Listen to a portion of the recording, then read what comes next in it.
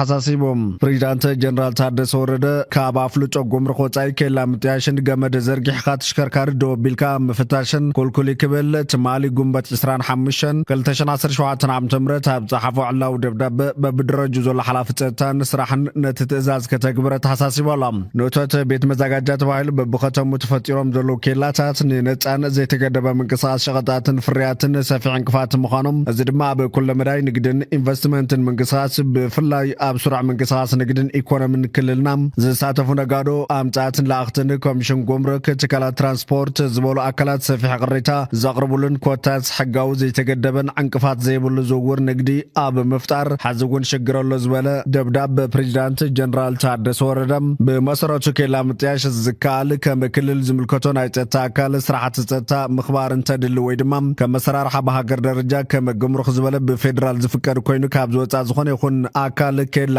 ከጣሽ ዘይግባን ነዚ መሰረት ገይሩ መምርሒ ዝወረደን በኤጀንሲ ንግድን ሰደድን ናብ ቢሮ ልምዓት ከተማን ኮንስትራክሽንን እውን ተጻሒፉ ምንባር ይፍለጥ ይኹን እምበር ሓዝውን እንተኾነ ትጸገም ዘይምፍታሕ ሕጋዊ ነጻ ዘይተገደበን መንግስታስ ንግድን ናይ ጽዕነት ተሽከርከርትን ሰፊሕ ሽግር ይፈጥር ስለዘሎ ብዝምልከታ ኣካል ናይ ጸጥታ ስራሕቲ ወይ ድማ ብኮሚሽን ጉምሩክ ካብ ዝተጣየሸ ኬላ ወጻ ካሊ ኬላ ወይ ገመር ዘርጊሕኻ ተሽከርከርቲ ደው ምባል استخلكل مخان بتبكي اندافلتكو ببي درجو زلو امرار حاطو كتتلن كوتترن كغبر يفلت كبلي ملاخيتهم از دبدابه بريزيدنت جنرال تادس بقداحن مكتل بريزيدنت غزاو ممحدار تግራይ نبيرو سلام ጸጥታን تግራይ نكوميشن بوليس تግራይ نبيرو لمعات كتمان كونستراكشنن نبيت صحفت ملشا تግራይ نكوميشن ጉምሩክ ጨንፈር መቀለን ዝተጻሐፈ ኮይኖም ገመር ዘርጊሕኻ በብመንገዱ ኬላታ ትግበር ዝነበረ ጠጠው ንኽብል በፕሬዝዳንት ታደሰ ዝተጻሐፈ ደብዳቤ ጽቡቕ ውሳነ ይዝብል ግብረ መልሲ ይወሃበሎም እዞም በብመንገዱ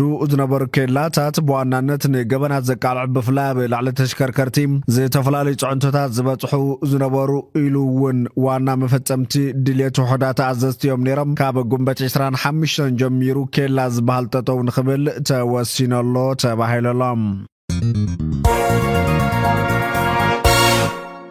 አይተገታቸው ረዳት ማላ በፖርት ሱዳን አብዝነበረ ጻንሒት ሕቆ ህግደፍ ዝጎዝ ዲፕሎማሲ